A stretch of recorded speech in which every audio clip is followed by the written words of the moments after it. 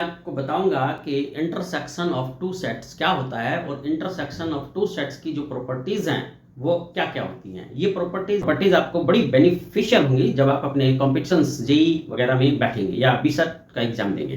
तो चलिए आज मैं आपको बताता हूं कि इंटरसेक्शन ऑफ टू सेट्स का मतलब क्या है।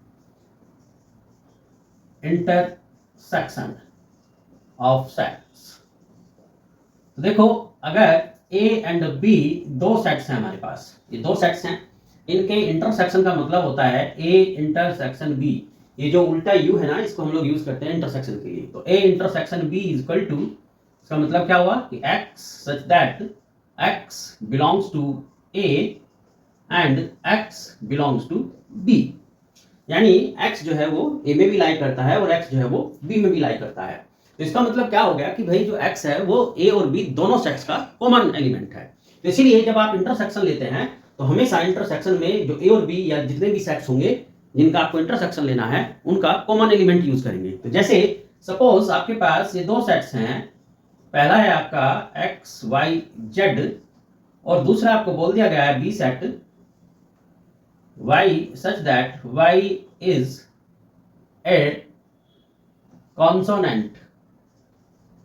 consonant of English alphabet, consonant of English alphabet। तो अब देखो कॉन्सोनेंट में हमारे सारे आते हैं एक्स वाई जेड, केवल 5 वोवेल को अगर छोड़ दें तो वोवेल्स कौन से, ए ई आई ओ यू, इन 5 वोवेल्स को अगर छोड़ दें तो बाकी जितने बच जाते हैं वो सारे हमारे क्या होते हैं, कॉन्सोनेंट्स होते हैं।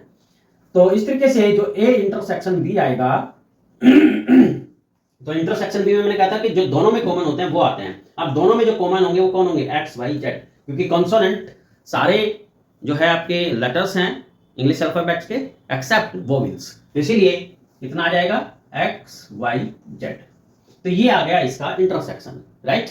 अब अगर सपोज इस तरीके से आपके पास हो A is equal to X Y Z और दूसरा हमने बोला कि सेट ऑफ वोवेल्स यानी U E A I O, ये है सेट ऑफ वोवेल्स। तो अब अगर आप इसमें इंटरसेक्शन देखेंगे तो ए इंटरसेक्शन भी कितना आएगा, तो इसमें आप देख रहे हो कि कुछ भी कॉमन नहीं है।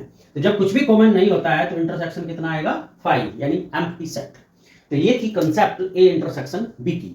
अब मैं आपको बताऊंगा कि जो ए इंटरसेक्शन बी की प्रॉपर्टीज हैं जो आपके कॉम्पिटिशन्स में बहुत यूज होंगी और आपको बहुत फायदेमंद होगी, वो प्रॉपर्टीज कौन कौन सी होती हैं। तो आइए देखते हैं। तो मैंने बताया था कि जो इंटरसेक्शन होता है, इंटरसेक्शन में बेसिकली कॉमन एलिमेंट्स लेते हैं। अगर दो सेट्स हैं ए और बी, ठीक है, तो उनका जो कॉमन एलिमेंट्स होता है वो इंटरसेक्शन में आता है। अब यहां देखो, if x belongs to A intersection B, तो ये क्या इंप्लाइज करता है कि x belongs to A and x belongs to B. दूसरी property, if x not belongs to a intersection b, तो डेफिनेटली ये जो है a में भी नहीं होगा एंड ये जो है b में भी नहीं होगा, ठीक है, क्योंकि ये अगर इंटरसेक्शन में नहीं होगा तो इसमें भी नहीं होगा क्योंकि ये कॉमन एलिमेंट्स होता है। तीसरी property, if a intersection b का यूनियन अगर आप लेते हैं सपोज 5 के साथ, तो 5 क्या है, 5 is the subset of A intersection B, that's why इसका यूनियन क्या आएगा, ए इंटरसेक्शन बी। मैं यहां लिख देता हूं, since 5 is the subset of A intersection B.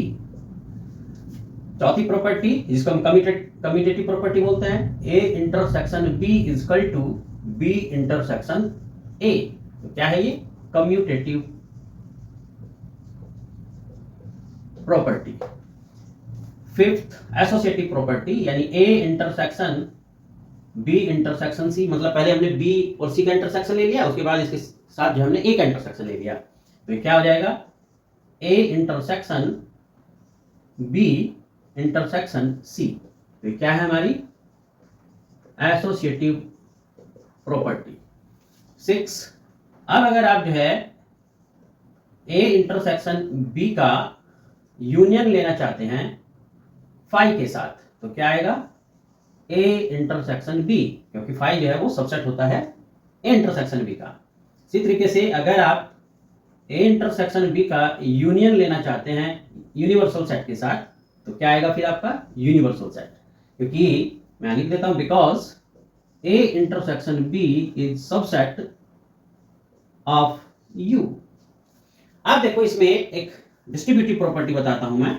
अगर आपके पास ये है A intersection B union C, C कोई हमारा थर्ड सेट है, तो इसको कैसे लिख सकते हैं आप डिस्ट्रीब्यूटिव प्रॉपर्टी के लिए, A union C intersection B union सी।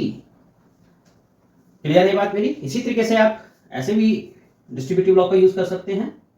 अगर ये है A union B suppose intersection C, तो इसको कैसे लिख सकते हो, A intersection C union B intersection C. तो ये कुछ प्रॉपर्टीज हैं इसकी इंटरसेक्शन की, पहले इनको नोट कर लो।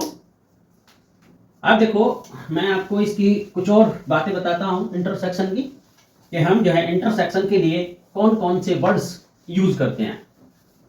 तो इंटरसेक्शन में जो वर्ड्स यूज होते हैं, देखो words used for intersection, used for intersection, तो कौन कौन से वर्ड्स यूज होते हैं इसके लिए, एक तो एंड और एक बोथ, ये दोनों वर्ड्स यूज होते हैं। तो जैसे मान लिया सपोज ए जो है वो है set of persons who takes tea, B set of persons who takes coffee.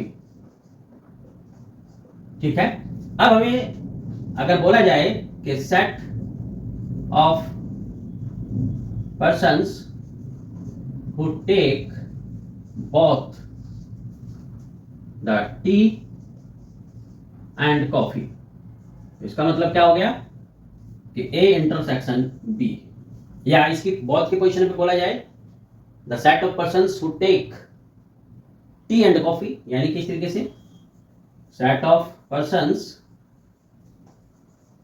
who take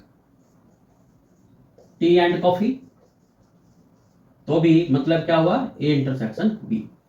तो इस तरीके से जो है हम लोग यूज करते हैं एंड और बोथ दोनों वर्ड्स इंटरसेक्शन के लिए। तो उम्मीद करता हूं कि आपको ये इंटरसेक्शन की कंसेप्ट समझ में आ गई होगी।